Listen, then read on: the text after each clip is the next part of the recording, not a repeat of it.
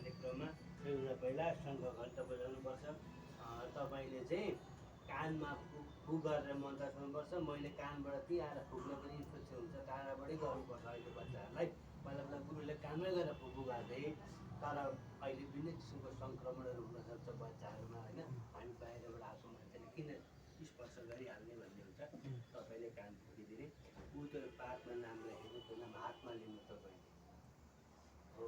ल अब भाइ मन्त्र चाहिँ कुन हो? मन्त्र म भन्छु, नाम म भन्छु, त्यसलाई फुफु मात्रै गरेर छोराइदिने है। मन्त्र गर्नु परेन।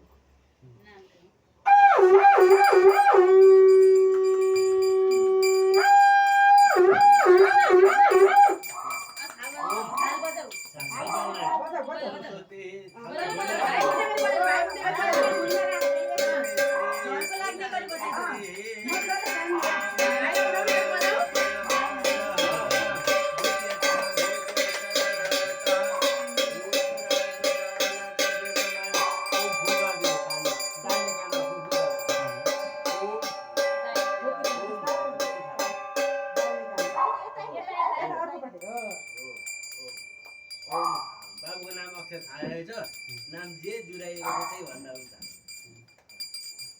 फुफु गरेर त्यही सम्झेर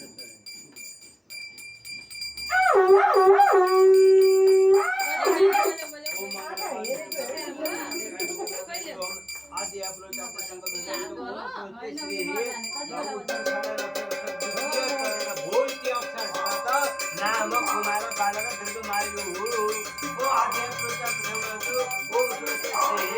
उत्तर साडा तृतीय चरण हो अक्षरबाट नाम आएको छ। र के नाम हो मैले त्यो भोजराज भनेर दिलाएँ है त।